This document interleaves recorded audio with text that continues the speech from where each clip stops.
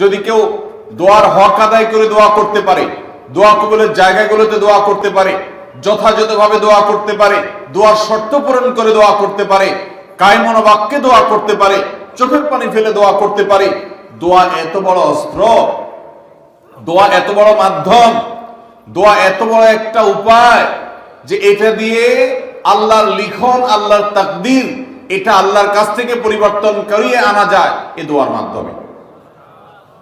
অথচ এই দোয়াও আমরা বেশি মানুষ করতে পারি না। আমরা হুজুরদের দিকে চায় থাকি যে হুজুরদের সাথে আমরা শুধু আমিন আমিন বলবো, নিজেরা আল্লাহর কাছে দোয়া করবো এটা আমরা জানি না।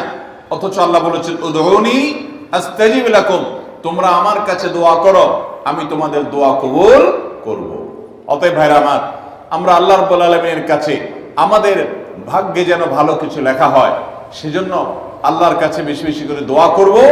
এবং আমাদের তাকদীরে যদি কোনো ক্ষতিকর কিছু থাকে তো সেটা যেন আমাদের ক্ষতি না করে আল্লাহ রাব্বুল আলামিন যেন আমাদের প্রতি রহম করেন, এই মর্মে আমরা যদি দোয়া করি তো দোয়ার মাধ্যমে আল্লাহ তাআলা তাকদীরও পরিবর্তন করে। অবশ্য তাকদীরের মধ্যে দুইটা প্রকার আছে, একটা তাকদীরে মুবরাম আর একটা তাকদীরে গায়রে মুবরাম। তাকদীরে গায়রে মুবরাম যেটা, সেটা তাকদীর দোয়ার মাধ্যমে ফয়সালা আল্লাহ পরিবর্তন করেন। মুবরাম যেটা পরিবর্তন করেন না, অর্থাৎ যেটা চূড়ান্ত করেছেন আল্লাহ তাআলা আগে থেকে, সেটা পরিবর্তন করেন না। তবে বান্দার হায়াতের ক্ষেত্রে কোন কোন হাদিস থেকে জানা যায় আল্লাহ রাব্বুল আলামিন কোন নেক আমলের ফলে দোয়ার মাধ্যমে আল্লাহ রাব্বুল আলামিন অনেক সময় সেটাতে পরিবর্তন করেন এবং সেটাতে বারাকা দান করেন। অতএব আমাদেরকে তাকদীর, ভাগ্য যেন সুপ্রসন্ন হয়, আমাদের নসিব যেন ভালো হয়, আল্লাহ যেন ভালো কিছু দান করেন, সেজন্য শবে বরাতে রাত ভরে ইবাদত বন্দেগী, এই জন্য নয়, বরং আমাদের ভাগ্যে ভালো কিছু হওয়ার জন্য বছর জুড়ে আমাদেরকে নেক আমল করতে হবে। এক রাত ইবাদত বন্দেগী করলেন, সারা বছর কোন নফল নামাজ, ফরজ নামাজ, অন্যান্য ফরজ কাজ করলেন না, আর আপনি আশা করলেন যে আল্লাহ আপনার জন্য ভাগ্যে ভালো কিছু লিখে দিবে, এটা সঠিক নয়।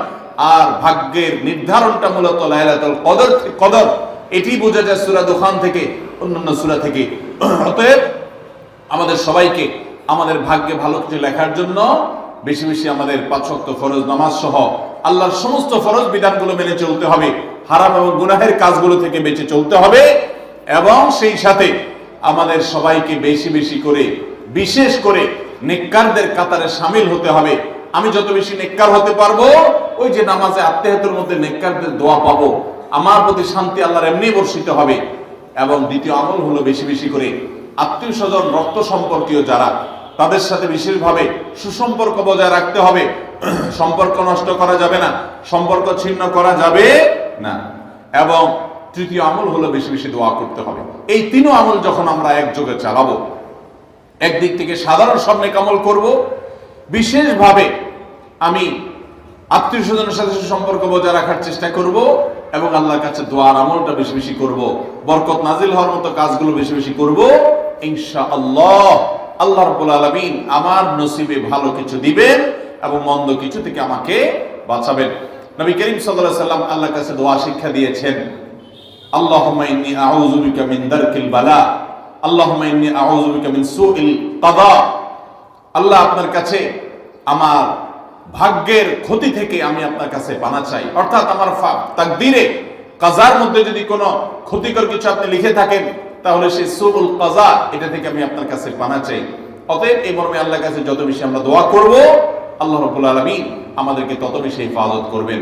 আল্লাহ তাআলা আমাদের নসিবে দুনিয়া এবং আখিরাতে, ইহকালে এবং পরকালে ভালো কিছু লেখেন, আমাদের নসিবে যেন ভালো কিছু হয় সেই তৌফিক আল্লাহ তাআলা আমাদেরকে দান করেন। আমরা সবাই আমলগুলো করব তো ইনশাআল্লাহ। আল্লাহ আমাকে আপনাকে আমাদের সবাইকে আমলের তৌফিক দান করুন। জাযাকুমুল্লাহু খায়রা ওয়া আখিরু দাওয়ানা। হারাম থেকে বেঁচে থাকবেন কিভাবে, বুদ্ধি কি, পরামর্শ কি, উপায়টা কি? উপায় নাম্বার 1, যে কথাটা বললাম, অর্থাৎ কোনটা আল্লাহ তাআলা হারাম করেছেন, নিষেধ করেছেন, সে সম্পর্কে জেনে আপনার মধ্যে সেগুলোর কোনটা কোনটা আছে পারলে একটু একটা ডায়েরিতে নোট করে ফেলেন, এবং প্রায় দিন ওইটা উল্টে একবার করে একটু দেখেন। দেখলে আপনার ভিতরে বিবেচনা বোধ আসবে, জাগ্রত হবে, আপনার ভিতরে চেতনা জাগবে যে আমি হারাম, এতগুলো হারাম আমি বয়ে বেড়াচ্ছি, আমার মধ্যে আছে। আপনার মধ্যে ভালো হওয়ার তাগাদা ফিল হবে। ভাইরা আমার, একসময় মানুষকে ভালো হতে হয়। আমরা কবরমুখী জীবনে এগিয়ে যাচ্ছি, প্রতিদিন কবরের দিকে আমাদের একটা দিন চলে যাচ্ছে, একটা কদম আগায় যাচ্ছে। কখন মালাকুল মউত হাজির হবে আমরা জানি না। নিজেদেরকে সংশোধন করতে হবে কি হবে না ভাই? ইয়াউমা লা ইয়ানফা'ু মালুন ওয়ালা বানুন ইল্লা মান আতাল্লাহ বিকলবিন সালিম। এই টাকা পয়সা, সহায় সম্পদ, পরিবার পরিজন যেগুলো সারাদিন মত্ত, এর কোনোটা কাজে আসবে না ভাই। অন্তরটাকে পরিচ্ছন্ন করে, পবিত্র করে এটা নিয়ে যদি যেতে পারেন, তাহলে এটা আল্লাহর কাছে কাজে দিবে। আল্লাহ বলবেন, তোমাকে একটা পরিচ্ছন্ন অন্তর দিয়ে পাঠাইছিলাম, সেখানে গুনাহ দিয়ে এটাকে কালো করে নিয়ে আসছো, এজন্য শাস্তি হবে। এজন্য ভাইরা, হারাম থেকে বাঁচার জন্য, গুনাহ থেকে বাঁচার জন্য তালিকা করতে হবে। তালিকা করে ওইটা মাঝে মধ্যে দেখবেন। শুধু দেখলেই আপনার ভিতরে এক ধরনের বিবেচনা তৈরি হবে যে আমার এগুলো থেকে বাঁচা দরকার। নাম্বার 2, দ্বিতীয় করণীয় হলো হারাম থেকে বাঁচার জন্য হারাম কাজগুলোর যে ক্ষতিকর দিক দুনিয়াতে এবং আখিরাতে। আমরা মুখে বলি হারামে আরাম নাই, অথচ খুব আরামের সাথে হারাম কাজ করি। ঠিক না বেঠিক? হারামে আরাম আছে? নাই। করতে সাময়িক একটু আরাম মনে হতে পারে, কিন্তু আরামের পরে আবার ব্যারাম আছে না নাই?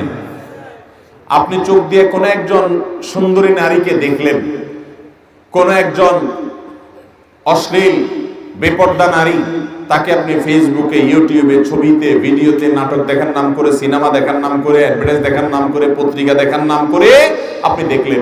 দেখে মনের যত স্বাদ আছে স্বাদ মিটিয়ে আপনি তাকে দেখলেন।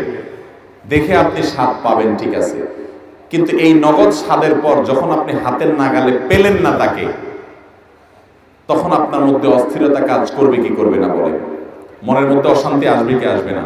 প্রতিটা হারাম কাজ মানুষকে সাময়িক আনন্দ দিলেও স্থায়ীভাবে তাকে বিষাদের মধ্যে ফেলে দেয়। এই জন্য হারাম কাজগুলোর ক্ষতিকর দিকগুলো নিয়ে গবেষণা করবেন, স্টাডি করবেন, এবং সেগুলো যত বেশি স্টাডি করবেন, হারাম থেকে বাঁচার তাগাদা আপনার ভিতরে তৈরি হবে। নাম্বার 3, হারাম থেকে বাঁচার জন্য আপনি আল্লাহ রাব্বুল আলামিনের কাছে পানাহ চাইবেন। আল্লাহ, আপনি আমাকে তাকওয়া নসিব করেন। আল্লাহ, আপনি আমাকে গুনাহ থেকে বাঁচার তৌফিক দান করেন। আল্লাহুম্মা আতি নাফসি তাকওয়াহা ওয়া যাক্কিহা ওয়া আনতা খায়রু মান যাক্কাহা আনতা ওয়ালিয়ুহা ওয়া মাওলাহা। আল্লাহুম্মা আতি নাফসি তাকওয়াহা, আল্লাহ আমার প্রবৃত্তিকে, আমার নফসকে, আমাকে আপনি মুত্তাকি হওয়ার তৌফিক দান করেন, হারাম কাজ ছাড়ার তৌফিক দান করেন। ওয়া যাক্কিহা ওয়া আনতা খায়রু মান যাক্কাহা, আমাকে আপনি পরিশুদ্ধ করে দেন, আমাকে আপনি পবিত্র করে দেন গুনাহ থেকে। আল্লাহর কাছে পানাহ চান। আর 4 নম্বর করণীয় হলো হারামের পরিবেশ থেকে বের হয়ে আসেন। কিছু হারাম আছে যেগুলো পরিবেশের কারণে হয়, ওই পরিবেশ থেকে সরে আসবেন, আল্লাহ তাআলা বাঁচার তৌফিক দিবেন। স্মার্টফোনের কারণে হারাম থেকে বাঁচতে পারেন না, এই ফোন ছেড়ে দিয়ে বাটন ফোনে চলে যান। কোন বন্ধুর কারণে হারাম থেকে বাঁচতে পারেন না, ওই বন্ধুদের দল ত্যাগ করে দেন আল্লাহকে খুশি করবার জন্য।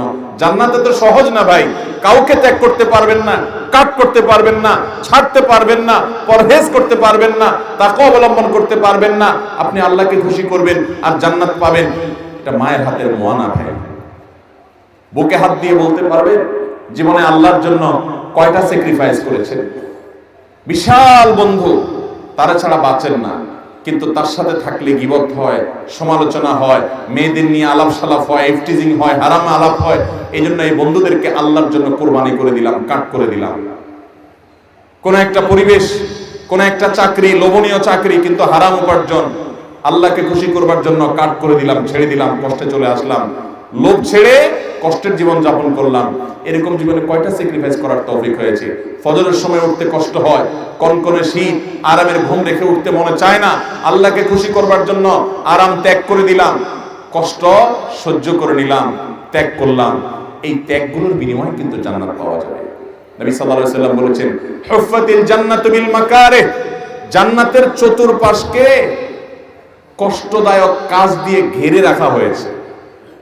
একটা একটা কাজ যেটা করতে কষ্ট হয়, টাকা পয়সার লোভ, ছাড়তে আরাম লাগে না কষ্ট হয়? কথা বলেন।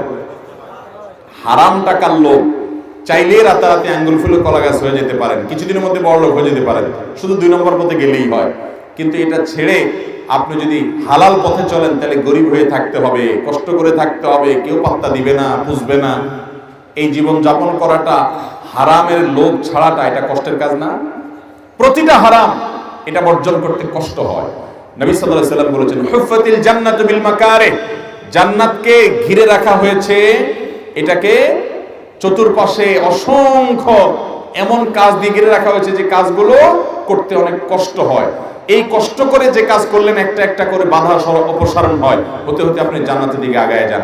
এই জন্য আল্লাহর জন্য ত্যাগ করার অভ্যাস গড়ে তুলবো তো ইনশাআল্লাহ, হারাম কাজ বর্জনের মানসিকতা তৈরি করবো তো ইনশাআল্লাহ।